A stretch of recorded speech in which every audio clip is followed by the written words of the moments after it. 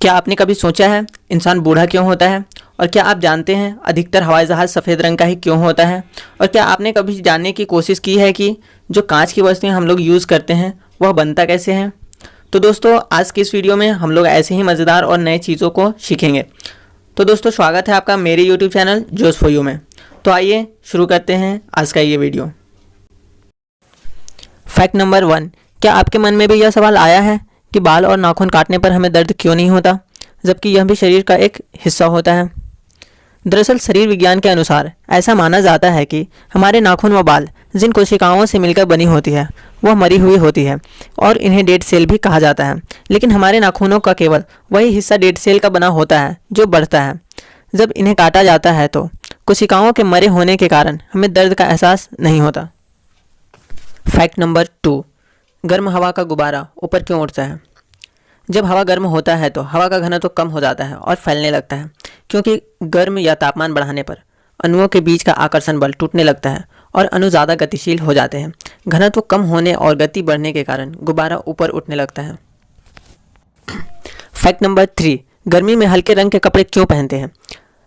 गर्मी में हल्के रंग के कपड़े इसलिए पहनते हैं क्योंकि हल्के रंग के कपड़ों पर पड़ने वाले सूर्य का प्रकाश का अधिकतर भाग परावर्तित हो जाता है, यानी टकरा करके वापस चला जाता है, जबकि गहरे रंग के कपड़े सूर्य के प्रकाश का अधिकतर भाग को सोख लेता है, जिससे अधिक गर्मी का अनुभव होता है और गर्मी के दिनों में परेशानी होती है।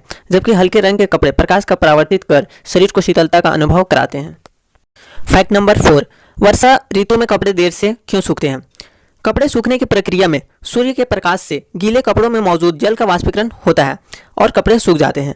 वाष्पीकरण की दर जितनी ज़्यादा होगी कपड़े उतने जल्दी सूखेंगे। वर्षा ऋतु में कपड़े देर से सूखते हैं क्योंकि वातावरण में नमी की मात्रा अधिक होने से वाष्पीकरण की दर धीमी हो जाती है।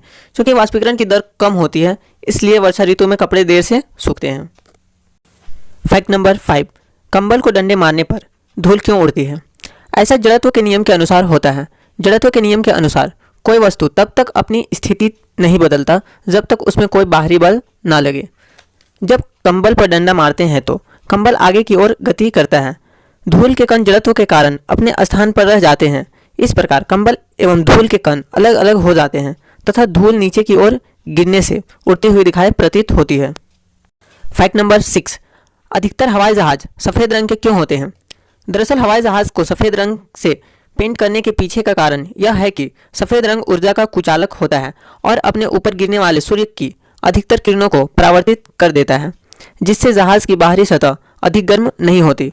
और सफ़ेद पेंट होने की वजह से अगर जहाज़ की बाहरी सतह में कोई नुकसान हो जाता है तो वह आसानी से दिखाई देता है, और अगर जहाज़ कहीं दुर्घटनाग्रस्त या क्रैश हो जाता है तो वह सफ़ेद रंग का होने की वजह से उसे आसानी से ढूंढा जा सकता है। यही कारण है कि अधिकतर हवाई जहाज सफ़ेद रंग के होते हैं। फैक्ट नंबर 7, इंसान बूढ़ा क्यों होता है?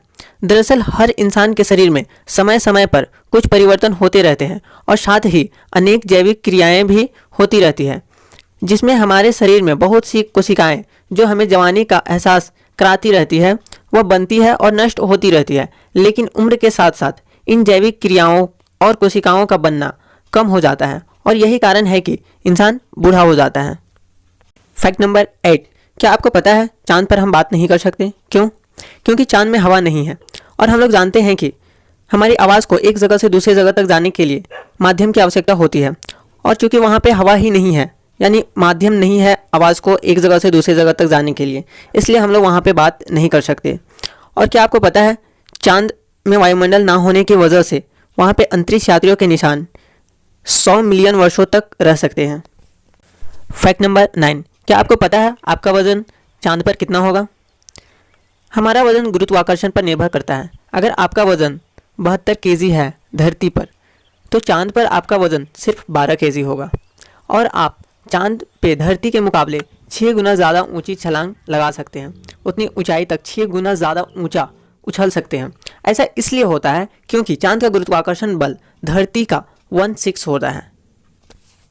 फैक्ट नंबर 10, क्या आप जानते हैं धरती पर मौजूद कुल पानी में से 97% पानी नमकीन है और 2% पानी जमा हुआ है, यानी कि सिर्फ 1% पानी पीने योग्य है। फैक्ट नंबर 11, कांच कैसे बनता है? सर्वप्रथम कांच का निर्माण प्राचीन काल में इजिप्ट में हुआ था।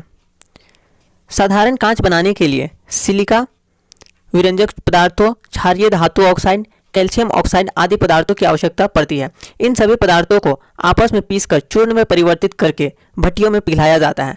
जब चूर्ण पिघलकर द्रव अवस्था में परिवर्तित हो जाता है तो इस द्रव को बर्तन बनाने वाले विभिन्न सांचों में डालकर धीरे धीरे ठंडा किया जाता है और इस प्रकार कांच का निर्माण किया जाता है। तो दोस्तों, आज के इस वीडियो में सिर्फ इतना ही। हमसे जुड़े रहने के लिए और ऐसे ही मज़ेदार फैक्ट्स के लिए सब्सक्राइब करें मेरे चैनल जोश फॉर यू को।